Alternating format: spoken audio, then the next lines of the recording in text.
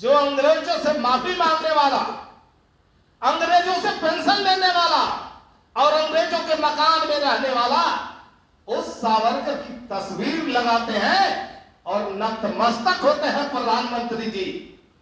अंबेडकर की तस्वीर नहीं लगाते हैं। जब आप केंद्रीय मंत्री श्री अमित शाह जी से मिलने गए थे,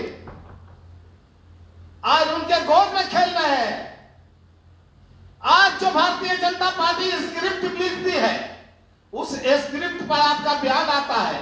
और भारतीय जनता पार्टी जो आए दिन आप देख रहे हैं कि जो संविधान बदलने की बात कर रही है, संविधान के नियमों में छेड़छाड़ करने की बात कही, आप उनके साथ गोद में जाके खड़े हो गए।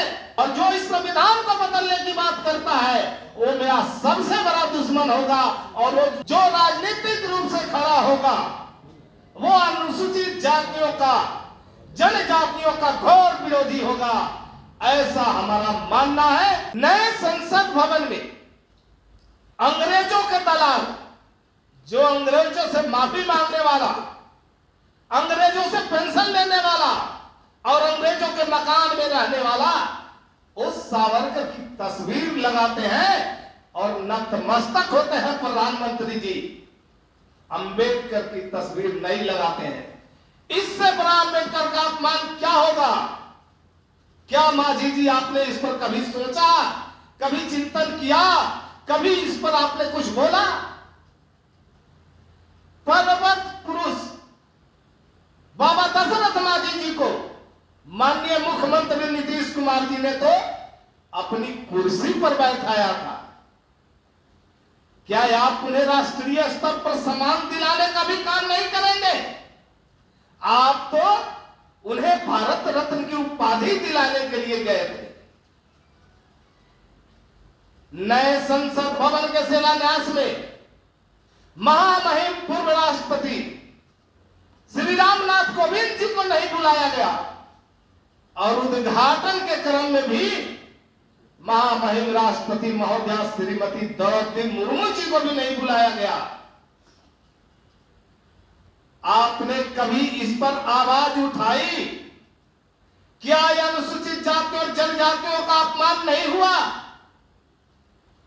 नए संसद भवन के शिलान्यास में इस तरह की घटना होती है और उद्घाटन के क्रम में भी अनुसूचित जाति और जनजाति जान करके उसकी अवहेलना की जाती है, इग्नोर किया जाता है।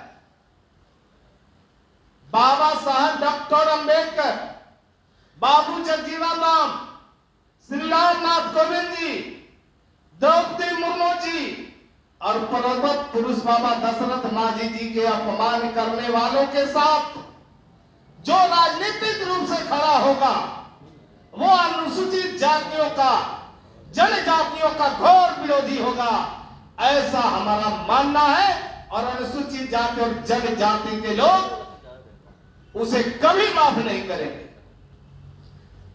जब आप केंद्रीय मंत्री श्री अमित शाह जी से मिलने गए थे, आज उनके गोद में खेल रहे हैं।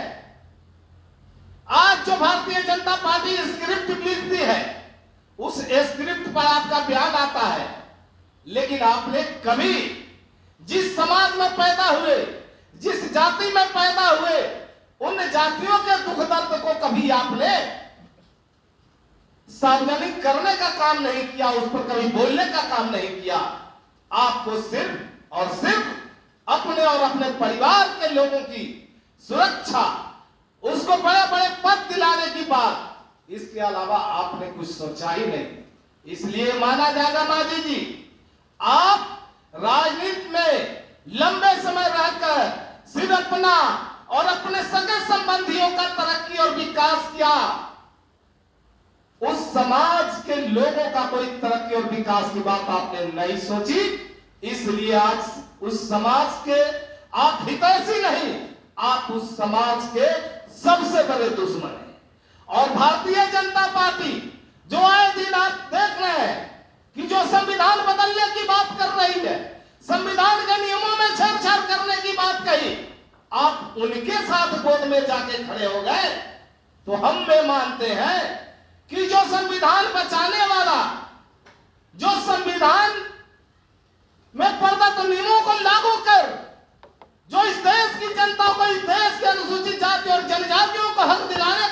करती है हम उसे अपना हितैषी मानते हैं। और जो इस संविधान में जो नियम हमारे लिए बनाए गए, हमारे तरक्की के लिए, हमारी उन्नति के लिए, वैसे नियम की बात भारतीय संविधान में की गई है। और जो इस संविधान को बदलने की बात करता है वो मेरा सबसे बड़ा दुश्मन होगा और वो उस दुश्मन की गोद में आप जाके बैठे हैं। इसलिए हम ये मानते हैं कि आप अनुसूचित जाति और जनजातियों के सबसे बड़ा दुश्मन